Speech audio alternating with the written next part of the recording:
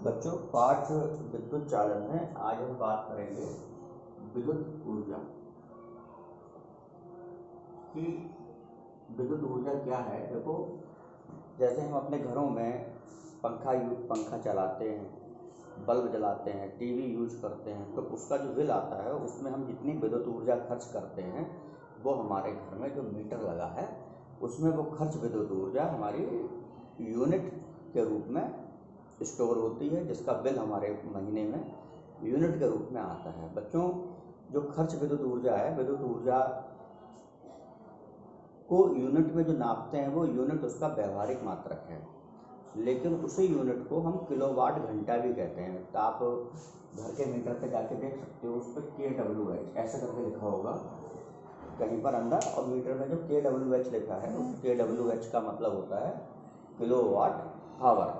तो जो हमारा मीटर है वो खर्च विद्युत ऊर्जा को किलोवाट घंटा में नापता है, और किलोवाट घंटा हम वैज्ञानिक रूप से बोलते हैं, लेकिन उसी बात को व्यवहारिक रूप में किलोवाट घंटा को ही कहते हैं, यूनिट। लेकिन हम जब फिजिक्स में जब सवाल करते हैं तो जितनी हम विद्युत ऊर्जा खर्च करते हैं उसको हम निकालते हैं जूल में, ठीक है।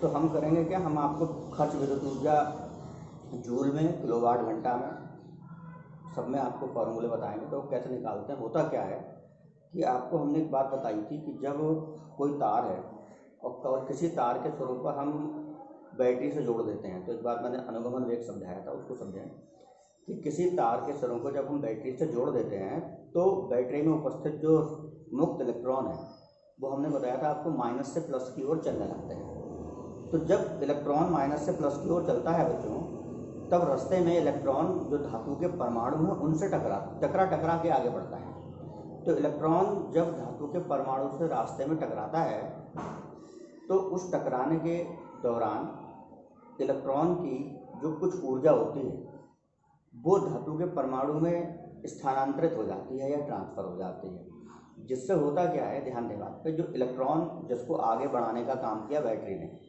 कि मान लो ये कोई धातु का तार है, ये हमने धातु के तार को बैटरी से जोड़ा, यहाँ पॉजिटिव वोल्टेज लगाया, एक सिरे पर नेगेटिव वोल्टेज।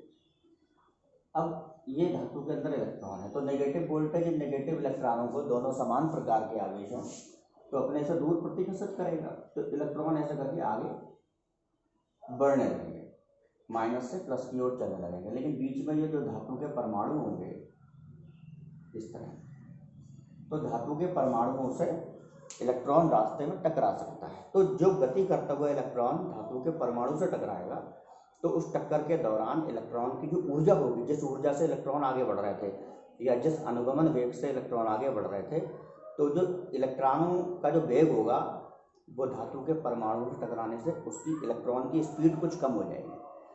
कम क्यों हो जाएगी? क्योंकि इलेक्ट्रॉन अपनी ऊर्जा धातु के परमाणु को दे देगा, और उसी धातु के परमाणु को ऊर्जा दे देने के कारण धातु का परमाणु कुछ गर्म पड़ जाएगा, उसकी जो ऊर्जा है वो हमें ऊष्मा के रूप में दिखाई देगी। इसीलिए बच्चों देखा होगा कि जब किसी तार में धारा प्रवाहित होती है और धारा बहते हुए तार को आप छू टच कर लो, जैसे बैटरी से धारा प्रवाहित करके देख सकते हो, उसके बाद टच करो तार को, तो तार कुछ गर्म प्रतीत होगा। तो उसमें जो तार में जो हीट प्रोड्यूस हो रही है, जो गर्मी दिख रही है, वो उसी कारण है कि जो इलेक्ट्रॉन रास्ते में परमाणु से टकरा रहे हैं, वो परमाणु से टकराने पर इलेक्ट्रॉन अपनी ऊर्जा परमाणु को दे दे रहा है, जो कि आपको ऊष्मा के रूप में दिखाई देगी और तार कुछ गर्म प्रतीत होगा।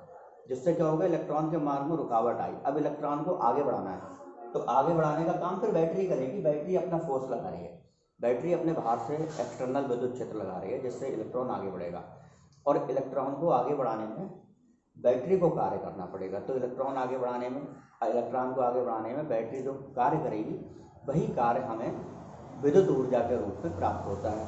और यही काम जब घर पे होता है कि जैसे मान लो हमें पंखा चलाना है, तो जहाँ से हमने पंखे का स्विच ऑन करा वहाँ से इलेक्ट्रॉन पंखे तक जा रहे हैं, तो वहाँ से इलेक्ट्रॉन पंखे तक जा रहे हैं, उन्हें आगे बढ़ाने का काम कौन कर रहा है? वोल्टेज।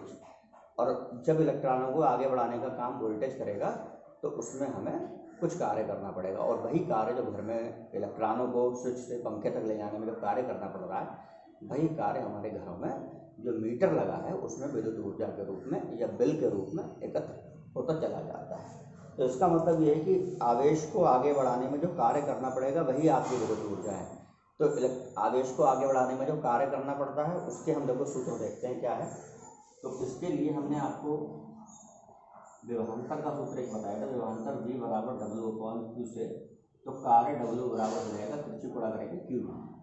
तो बच्चों ये कार्य का सूत्र हो गया, और जो ये कार्य का सूत्र है Q, यही आपकी विद्युत ऊर्जा हो गई। लेकिन इस विद्युत ऊर्जा Q ये इस तरह निकल कर आएगी जूल में, क्योंकि आवेश होता है कूलाम में, वोल्टेज होता है वोल्ट में, और कूलाम और वोल्ट में अगर वैल्यू लगाओगे तो आंसर निकल कर आएगा जूल में।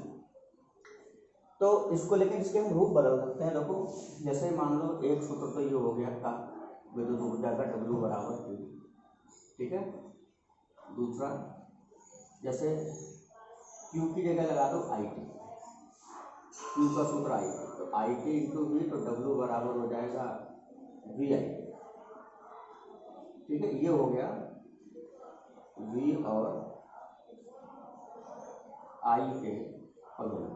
देखो इस टाइप से तीन चीज़ें होती हैं, V वोल्टेज, I धारा और R प्रतिरोध। इनमें से कोई से आप एक बार में दो पद ले सकते हो। जैसे ये सूत्र हमने V और I इन दोनों के पदों में बनाया, इसी सूत्र को हम चाहे तो I और R के पदों में भी कर सकते हैं, और चाहे तो V और R के पदों में भी कर सकते हैं। तो कैसे करेंगे, अब जैसे ये हमने V और I के पदों में बना लिया, अब हम बना रहे हैं I और R के पदों में। अब हम I और R के पद लाएंगे, तो I और R के पद के लिए हमें यहाँ से V हटाना पड़ेगा, और V हटाने के लिए तो V का मान लगाओ, V बराबर IR, कहाँ से, ओम के नियम से। तो V की जगह देखो इसमें IR लगा दो, तो V की जगह लिखा IR इंटू IT, तो बराबर सूत्र हो गया IIT गुणा I² RT। देखो ये कार्य का सूत्र हो गया I और R के पदों में, ठीक है। इसी ढंग से एक सूत्र और बना सकते हो कि I और R के पदों में बनाया, अब V और R के पदों में। अब हमें V और R के पदों में बनाना है, तो हमें यहाँ से I हटानी पड़ेगी। V और R के पदों में बनाना है, V और R, तो I हटा दो, तो I का मान यहाँ से ले लो, तो I बराबर हो जाएगा V/R। तो I की जगह इसमें V/R लगा दो, तो V/R का होल स्क्वायर, तो I² है इंटू RT, तो देखो ये हो जाएगा V²/R² इंटू RT। R से R की घात काट दो, तो सूत्र बचेगा W बराबर V²/R इंटू। तो ये सूत्र हो गया कार्य का V और R के पदों में। लेकिन बच्चों को ध्यान रखना, ये सब आंसर ये केवल हमने एक सूत्र के 4 रूप बनाए। यहाँ W बराबर QV सूत्र लेकर इसके 3 और रूप बनाए। तो कोई V और I के पदों में है, I और R के पदों में है, V और R के पदों में है, लेकिन इन सब में कार्य जो है वो जूल में है, ठीक है। अब मान लो हमें जो है आंसर निकालने थे ऊष्मा के रूप में। किसमें, ऊष्मा, मतलब हमें देखना तार में कितनी ऊष्मा या हीट प्रदूत होगी। तो बच्चों आपको ध्यान रखना है कि ऊष्मा जो होती है उसको हम कैलोरी में नापते हैं। तो हमें क्या करना होगा कि जो ऊर्जा के जो सूत्र हैं, विद्युत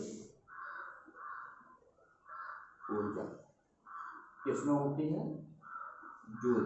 इसके 4 सूत्र है, W बराबर QV, W बराबर VIT, W बराबर I² RT, और W बराबर V²/RT। ये सब जूल में। और इनको आप अगर विद्युत ऊष्मा में बनाना चाहिए,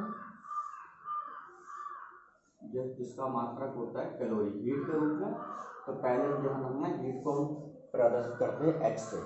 तो हमें यहाँ जो इन सबके मात्रक जूल हैं, उस जूल को हमें कैलोरी में बदलना होगा। और बच्चों 1 जूल में 1/4.2 कैलोरी होती है। इसका मतलब यहाँ अगर हम जूल का मान लगाएंगे तो हमें 4.2 से भाग करना है। तो आप इन सब सूत्रों में 4.2 का अगर भाग कर दोगे, ठीक है, 4.2 का, तो इनके मात्रक जो जूल है वो बन जाएंगे कैलोरी में, और ये सूत्र हो जाएंगे हीट। तो H बराबर VIT/4.2। तो लेकिन मात्रा कब निकल कर आएगा, कैलोरी। 4.2 से भाग कर देंगे तो कैलोरी बन जाएगी I²RT/4.2 कैलोरी, और H बराबर V²/4.2R इंटू 6 कैलोरी। तो इस तरह ध्यान रखना है, जब हमसे क्वेश्चन जो पूछा जाए न्यूमेरिकल्स पे आधारित, तो हमसे कहे कि विद्युत ऊर्जा ज्ञात करो, तो हम जूल में निकालेंगे और इन सूत्रों का प्रयोग करेंगे, ठीक है। और जब हमसे कहा जाए बताओ इस तार में हमने इतना वोल्टेज लगाया है, इतनी धारा बह रही है, तो बताओ इसमें कितनी ऊष्मा उत्पन्न होगी, तो ऊष्मा पूछ जाए तो हम उसे एक्स से प्रदर्शित करेंगे और इन सूत्रों का प्रयोग करेंगे, ठीक है। अब देखो बच्चों, बात करते हैं घर में खर्च विद्युत ऊर्जा, जिसको हम कहते हैं किलोवाट घंटा या यूनिट।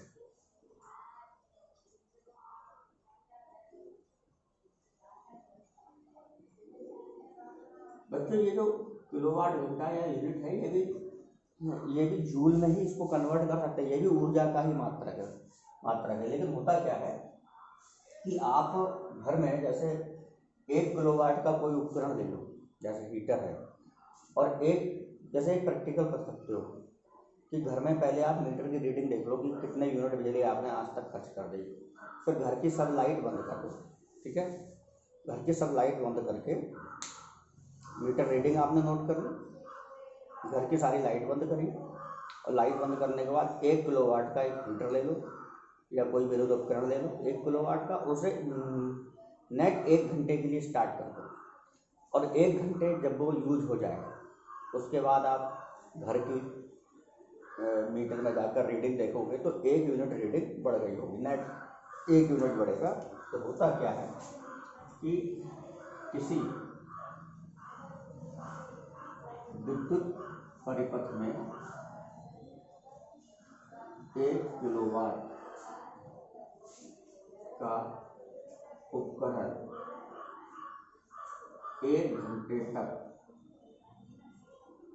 प्रयोग करने पर खर्च या व्यय विद्युत ऊर्जा 1 यूनिट या 1 किलोवाट घंटा कहलाती है।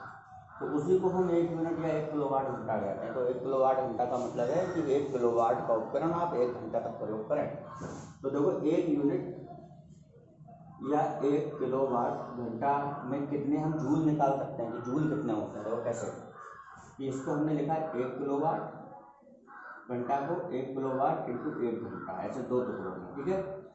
अब 1 किलोवाट का मतलब किलो में होते हैं 1000, तो 1 किलोवाट का मतलब 1000 वाट, और 1 घंटे का मतलब हो गया 3600 सेकेंड।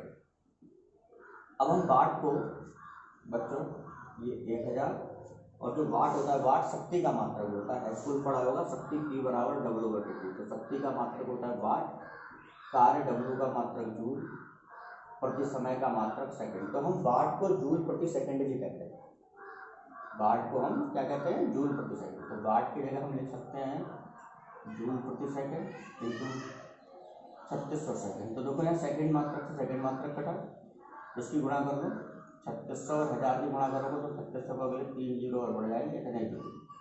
और इसे शॉर्टकट में लिखो तो यहाँ लास्ट में पॉइंट मानते 1 2 3 4 5 6 अंक पॉइंट पीछे कर लो, तो 3.6 गुणा 10 की घात 6। तो बच्चों ये जो रिजल्ट आया, तो इसका मतलब ये है कि 1 किलोवाट घंटा में 3.6 गुणे 10 की घात 6 जूल होते हैं। और इसका मतलब ये हुआ कि यदि हम घर में जो विद्युत ऊर्जा खर्च करते हैं, अगर उसमें 3.6 गुणा 10 की घात 6 जूल ऊर्जा अगर हम खर्च कर दे रहे हैं, तो 3.6 गुणा 10 की घात 6 जूल ऊर्जा अगर हम खर्च कर रहे हैं, तो इसी खर्च ऊर्जा को वो 1 किलोवाट घंटा कहते हैं, या 1 किलोवाट घंटा के को बराबर होती है।